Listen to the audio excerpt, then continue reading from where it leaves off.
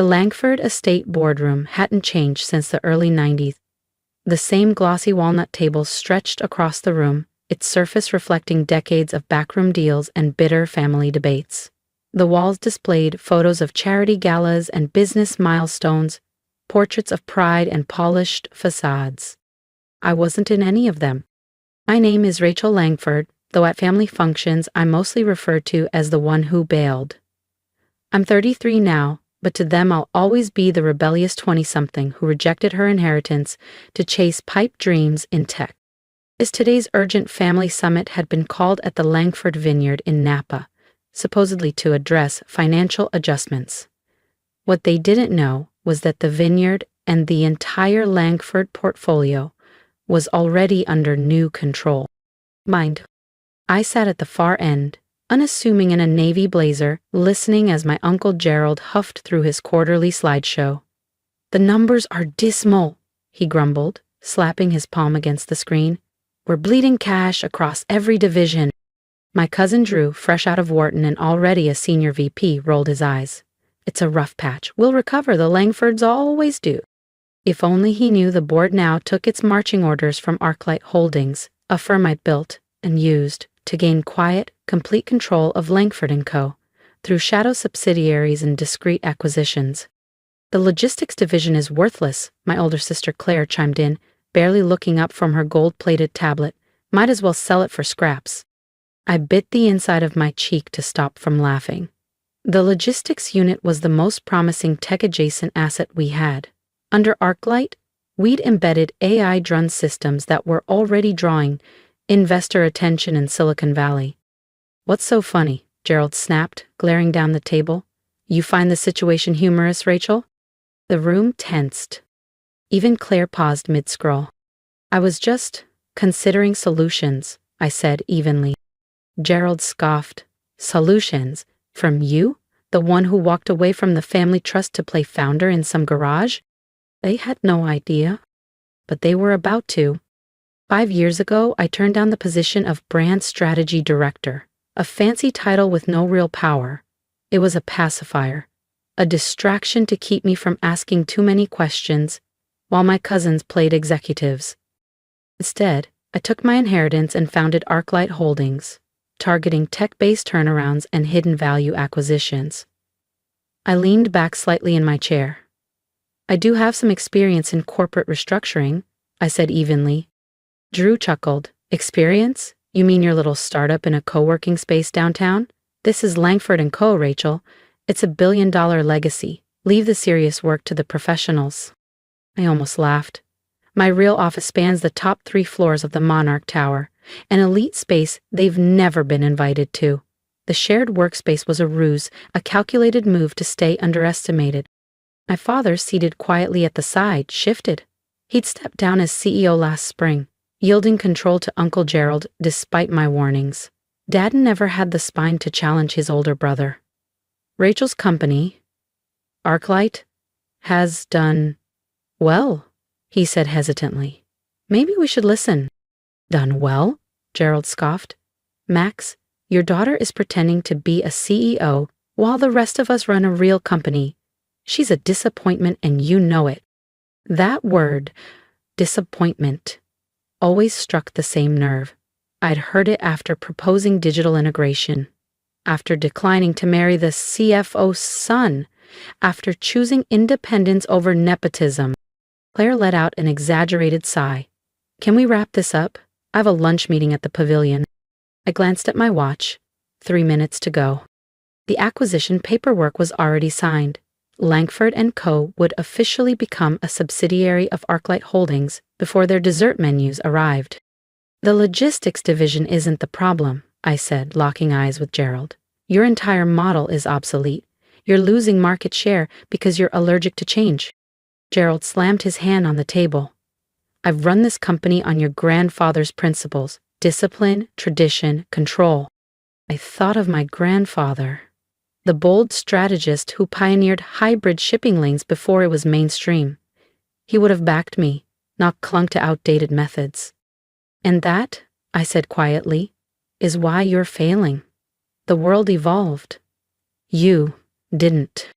But Langford & Co. is crumbling because you're too arrogant to adapt, I said, my voice low but steady. Enough, Uncle Gerald bellowed, his face turning a shade too close to crimson. You lost the right to criticize this company the day you walked away. You're worthless to this family, worthless to this business. Before I could reply, the door burst open. Gerald's assistant, usually composed, looked pale and breathless. Sir? Mr. Langford, she stammered. There's an emergency call from the board. Arclight Holdings has just acquired controlling interest in Langford & Co. Silence shattered into chaos. Drew dropped his luxury pen onto the floor with a sharp click. Claire's tablet slipped from her hand and hit the table with a dull thud. Gerald stood frozen, jaw working soundlessly. Arclight? My father whispered, blinking. But that's mine, I finished, rising to my feet. Though its full name is Arclight Global Strategies. We're the largest digital transformation firm in North America, specializing in revitalizing stagnant corporations like this one. Silence fell again, this time heavier. Years of condescension, eye rolls, and hushed gossip about my failed detour had all led to this. That's impossible, Drew said hoarsely. Arclight's a multi-billion-dollar group. You just ran that tiny startup? I pulled out my phone and mirrored the Arclight website onto the conference screen. There it was, my photo under Founder and CEO, our global footprint, our financials, and the official acquisition announcement. That tiny startup was a front, I said, locking eyes with them one by one. It kept you underestimating me while I built something world-class. Claire was pale now. What happens to the logistics division, she asked. It will be restructured along with everything else, I replied. The board meeting in 10 minutes will confirm me as CEO, and the press release hits every outlet at noon. You can't do this, Gerald growled, his voice finally returning. We're family. I let out a quiet laugh. Was it family when you called me worthless? When you buried every idea I brought to the table? When you handed power to the least qualified simply because of their last name? My father slowly stood. Rachel, please. Let's talk. We can fix this. I met his eyes. I already have. If you've ever been called worthless, only to rise higher than anyone imagined, hit that subscribe button. Because Rachel's story isn't over, and the next boardroom battle is one you won't want to miss. We could have talked years ago, I said, cutting off my father's shaky attempt at reconciliation. You could have listened when I warned you about Gerald. When I showed you how to save this company before it hit free fall, but you made your choices. Dismissive uncle, silent father, entitled cousins. I straightened. Now I'm making mine. The assistant lingered nervously in the doorway, clutching a press folder. Ma'am, the media's already calling. They're requesting a comment on the acquisition. Gerald slumped into his chair, the last of his bravado draining away. Comments, he muttered. What am I supposed to say? That my worthless niece just bought us out? I smiled, stepping forward. Not worthless anymore, am I? I paused. I'm your boss. The room erupted. Claire burst into tears. Drew barked orders into his phone, shouting for legal counsel. Gerald looked like he was trying not to collapse. But I wasn't finished. I walked to the head of the table, his seat, now mine, set down my laptop and opened the restructuring files. Let's begin. I have a few thoughts about revamping the logistics division. The same relatives who once laughed behind my back now sat in stunned silence as I outlined my vision. My company. My rules. The disappointment had just taken command. The board meeting that followed was swift. My majority ownership left no room for debate. By noon, the press release was live. Langford & Co.'s stock surged 15% within minutes. The market had spoken, and it welcomed change. My family, however, was in pieces. This is illegal, Gerald thundered, pacing the boardroom like a caged bull. You had to cheat somehow. Everything was by the book, I replied smoothly. Maybe if you'd read those quarterly reports instead of giving keynote speeches at golf retreats, you'd have noticed Arclight buying up stock. Claire was texting her legal team in a panic. It was pointless. I'd sealed every loophole. Your Chief Innovation Officer title is revoked. I added calmly. And Drew's VP role? Terminated. You can't fire us, Drew shouted. We're Langfords. So am I said, cool and clear. The Langford you all called worthless? How does it feel, I asked quietly, to be fired by someone you all called worthless? My father sat silently in the corner, shoulders slumped. He looked older than I'd ever seen him. Where did we go wrong, he muttered. How did we not see this coming? You saw what you wanted to see, I answered. A difficult daughter who wouldn't follow the script. It never crossed your mind that I wasn't rejecting the game? I was rewriting the rules. At that moment, my assistant Catherine stepped into the room. Ms. Langford, the transition team is standing by. The auditors are ready to begin. Uncle Gerald visibly paled. Auditors? Of course, I said, smiling. We'll need to assess the full extent of damage your leadership caused, starting with those club memberships charged to corporate, personal expenses disguised as business development, and those generous loans to family members. Gerald's mouth opened, but no words came. You tear apart your own family, Claire whispered. You never treated me like family, I replied. You treated me like a liability, a stain to be hidden or controlled. Now you'll finally know what it's like to have no control. My phone buzzed. The first wave of changes had gone live. Catherine, please have security assist my family. They'll need to vacate their offices immediately. This isn't over, Gerald barked, though his voice shook. The family won't stand for it. The family, I said evenly, sold their shares years ago. Arclight now owns 58% of Langford & Co. I own your titles, your futures, and every secret you thought you'd buried. As security arrived, I turned to my father. You can stay on, as an advisor, but only if you're ready to listen this time. He stared at me, really seeing me for the first time. When did you become so powerful? I always was, I said. You just never looked close enough. The next week was a storm of reform. The dusty old Langford logo came down, replaced by a sleek modern design. The logistics division, once mocked, became our crown jewel. Nepotism was replaced by merit. Innovators took the reins. Naturally, the family didn't go quietly. Gerald tried rallying shareholders, only to discover they'd already cashed out. Claire tried leaking gossip, but it was drowned out by headlines about Arclight's bold reinvention. Drew tried a different approach. He showed up at my new corner office, the one that used to be his. Come on, Rachel, he said, attempting charm. We're family. Surely we can work something out. I've changed. I leaned back in his old chair and studied him. Have you? Drew began, his voice faltering. What lesson would that be? That I underestimated you. That we all did. But we can fix this. We can make it a real family company again. It is a real family company, I said calmly, just not the family you envisioned. I stood. Your position has already been filled. By someone qualified. I'd suggest updating your resume. He left in tears, another first in Langford family history. The audit confirmed everything I suspected. Years of corruption, unchecked nepotism, and self-dealing. Gerald had siphoned millions into shell accounts. Claire had padded payrolls with friends under fake consulting contracts. Drew had traded Langford's stock based on privileged boardroom information. The SEC will want a word, my legal team said grimly. Then give them everything, I replied. Full transparency.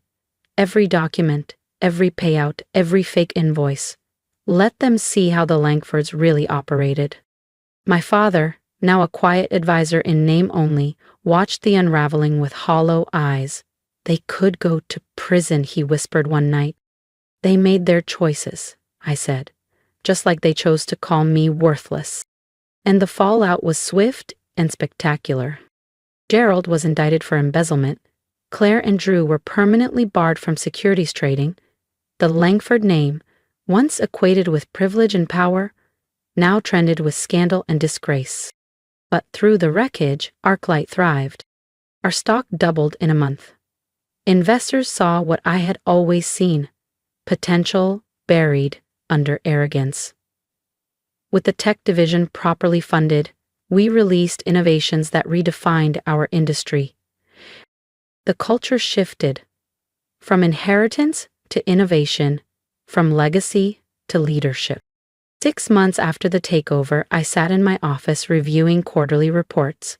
The top floor view was breathtaking, but I wasn't looking at the skyline. I was staring at a framed photo on my desk, the last Langford Christmas before I left, everyone beaming with pride, and me slightly apart, already planning my rebellion. Catherine entered quietly. "Your uncle's sentencing is tomorrow. Will you be attending?" I thought for a moment. Gerald would face a judge, his power gone, his empire in ruins. "No," I said softly. "I have a company to run." She nodded, then paused at the door. "Oh, one more thing. The new boardroom family portraits just arrived. Would you like me to hang them?" Catherine asked softly, referring to the new boardroom photos. "Take down the old ones," I instructed. "This isn't a family company anymore. It's something better." That evening, long after the office had cleared out, there was a quiet knock at my door.